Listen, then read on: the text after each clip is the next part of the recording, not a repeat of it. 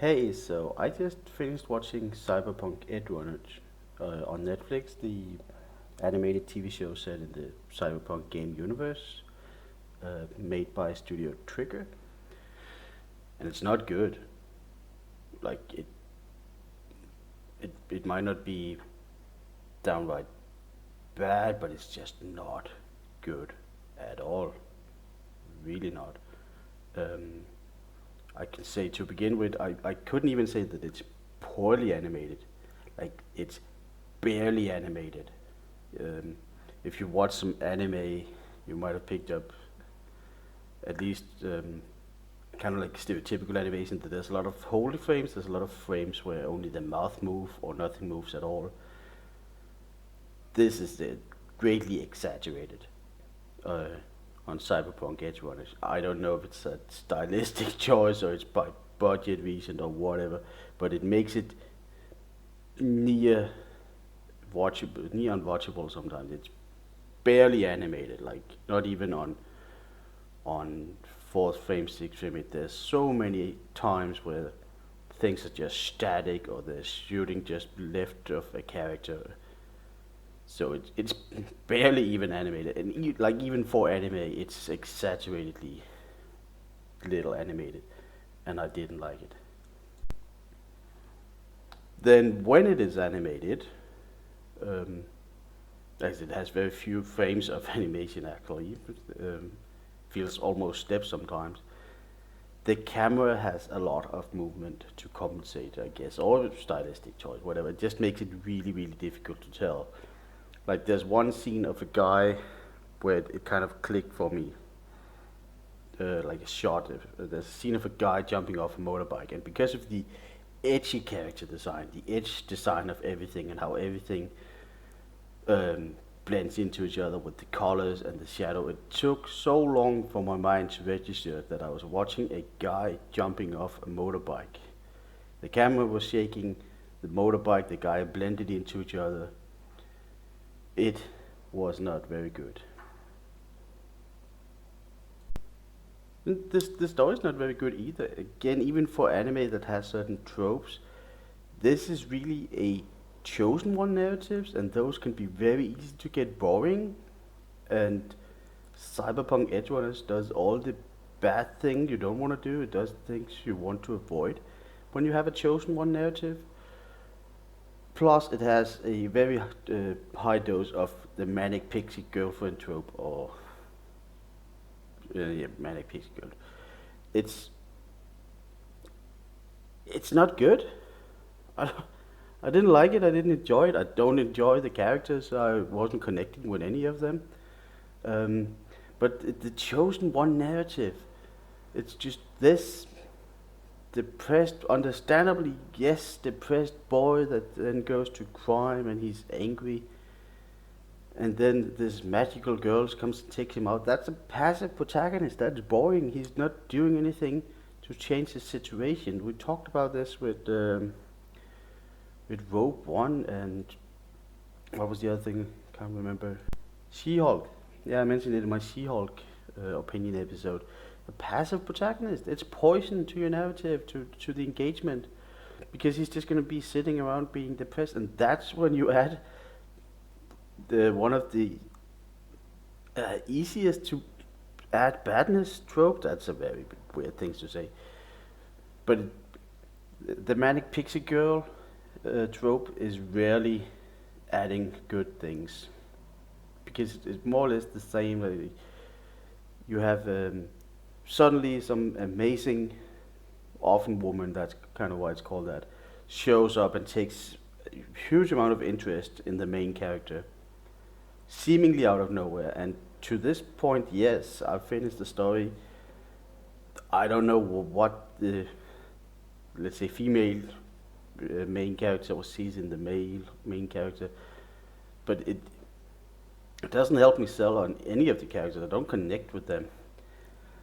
And yeah, I can certainly, having watched anime for many, many years and enjoys it very much, I can say that yeah, anime tends to have these tropes with, manic pixie girl and also chosen one narrative. And I can I can't blame them and say I was expecting better. It's just not very well done here. I didn't enjoy it. And I want to get to just the characters overall, how I wasn't connecting to them. And let's start by saying that this show is violent and graphical about it. Oh dear, it is violent. People die left, right, and center. But it does not affect the main characters at all.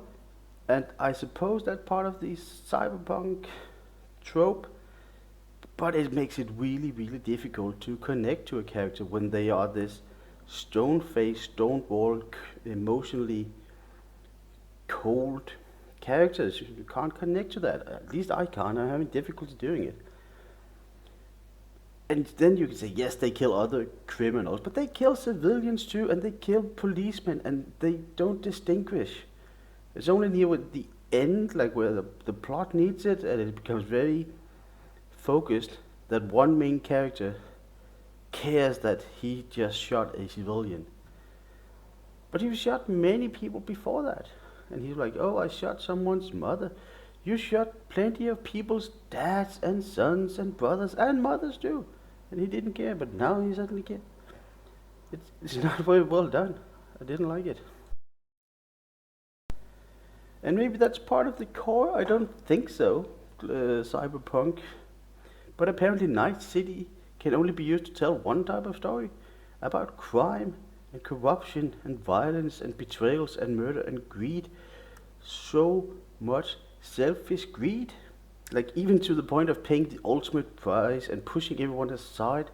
Gotta be more greedy. You see someone achieve what they initially wanted, but then they want more, but not in that Disney princess want more thing. They're just greedy. They want more, bigger, better, more, all the time. It's not particularly engaging. And I don't think that's strictly because of the cyberpunk genre. If you call, what was the games that I played? Dragonfall, Shadowrun, that was the name. I played the 3 Shadowrun games. I enjoyed those. Yes, there's violent, but there's a lot more. And I would call those cyberpunk. They had the same like body modification, going into the web or the matrix, or the net. I think those are perfectly comparable, and I don't remember those stories being this one-dimensional as I got here. I'll admit, upfront, I haven't played the game. I watched many videos about the game Cyberpunk 2077. I'm not particularly interested in because of the way that it launched. Maybe I'll watch it, but I also don't really care about first-person shooters. They don't appeal to me. So maybe what I'm saying is, yes, I haven't played the game, so I can't tell if this series runs parallel to it.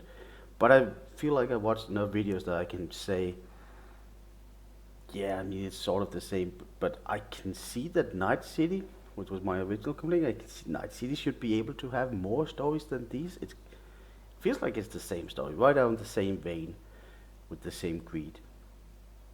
And it looks like a lot of people appreciate it. And I feel comfortable saying if you appreciated the game, you will appreciate another dive into Night City. I think you will have, I mean, besides of the interactivity, you will get something.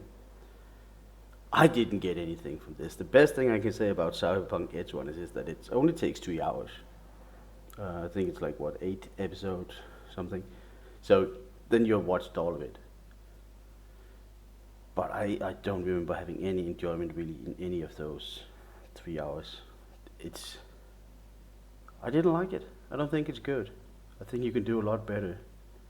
But yeah, that's just my opinion. If you want my opinion, make sure to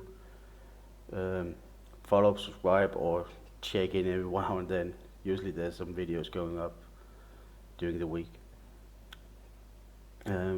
So far, thank you for listening, watching.